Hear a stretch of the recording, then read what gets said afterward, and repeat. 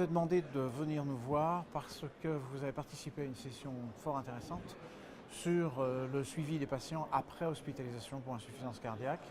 Et on peut peut-être en tirer quelques idées majeures, quelques lignes de force. Oui. Alors, en fait, cette session-là est importante parce que dans l'insuffisance cardiaque, s'il y a bien une période vulnérable, hein, c'est celle qui correspond à la transition hôpital-ville après une décompensation. D'une part, ça représente un gros volume de patients, hein, c'est à peu près 200 000 patients par an. Et deux, on sait que durant les semaines qui suivent une hospitalisation, c'est souvent là où beaucoup de choses se passent. Le nombre de hospitalisations est important, et probablement c'est vraiment là où le maximum de choses doivent être mises en place pour essayer de stabiliser ces patients. Et donc les données les plus récentes portent sans doute sur les moyens modernes que l'on a. On n'est plus au suivi classique face-face hospitalier ou consultation. Alors on n'est plus à ce suivi-là pour des tas de raisons, ne serait-ce que pour des raisons de ressources humaines, tout ça est un peu compliqué. Donc il y a effectivement de nouveaux outils qui ont été proposés. Il y en a un qui est assez simple à mettre en œuvre puisqu'il est institutionnel et proposé par la Caisse d'assurance maladie. C'est les fameux programmes d'aide au retour à domicile, PRADO, qui ont été mis en place pour plusieurs maladies, hein, la grossesse, etc. Et pour l'insuffisance cardiaque. Et maintenant c'est mis en place à peu près dans toutes les villes et qui sont vraiment une aide puisque ça comporte essentiellement une infirmière qui va aller à la maison des patients pendant plusieurs semaines et un technicien de la Caisse d'assurance maladie qui gère la prise des rendez-vous avec le médecin généraliste, etc. pour revoir le patient. Donc ça peut être vraiment bien, notamment dans les structures où on est un peu débordé, où il n'y a pas de référentiel cardiaque, où il y a vraiment un défaut de ressources humaines, où le délai de consultation avec le cardiologue risque d'être un peu long. Donc, Prado, c'est une véritable aide.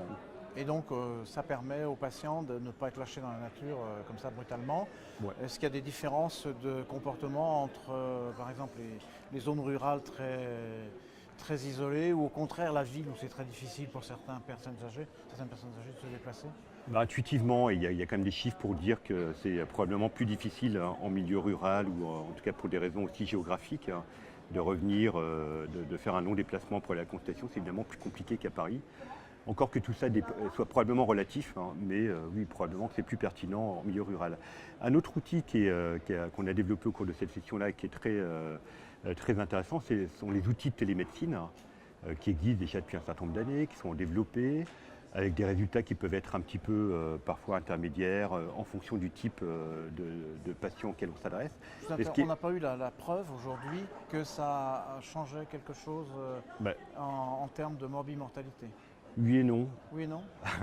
Non, si, il y a quand même beaucoup d'études hein, et certaines très positives. Il y a des choses, on sait que ça ne va pas fonctionner par exemple chez les patients qui ne sont pas très malades. Hein. On sait que ça ne va pas fonctionner chez les patients très graves. On sait que ça fonctionne également très mal chez les patients dépressifs ou en tout cas qui ne jouent pas le jeu. Chez tous les autres, hein, les patients on va dire un peu intermédiaires, pas dépressifs, qui veulent bien participer, il y a des bénéfices qui ont été clairement démontrés. D'accord. Notamment en méta-analyse, hein, parce qu'il y a des études effectivement un peu contrastées, mais en méta-analyse, ça sort assez bien. Et ce qui est important, c'est que maintenant, c'est pris en compte. Hein. Il y a des modalités de remboursement, donc on peut faire de la télémédecine officiellement et se faire rembourser, en partie en tout cas, pour ce type d'acte.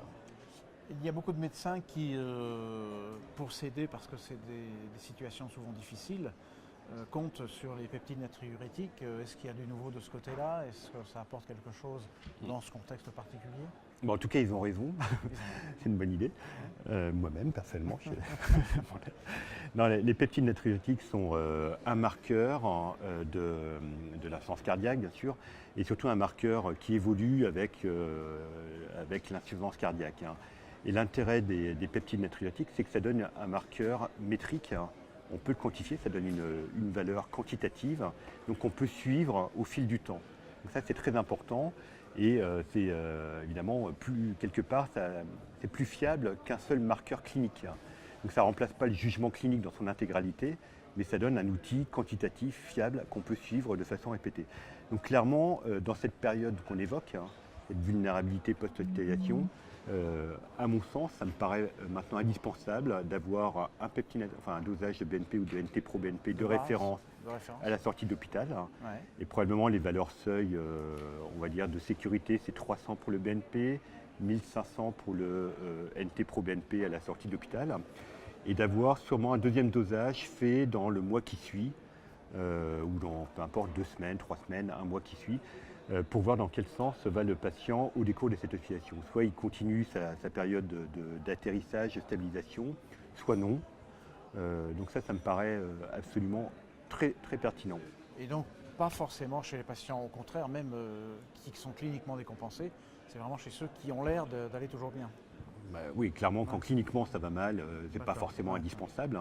Donc c'est plutôt des patients qui sont, dont on a du mal à se faire une idée précise, ou pour lesquels on peut faussement se rassurer. Je pense que faire un deuxième BNP, NT Pro BNP, reste aussi, d'un point de vue médico-économique, tout à fait pertinent.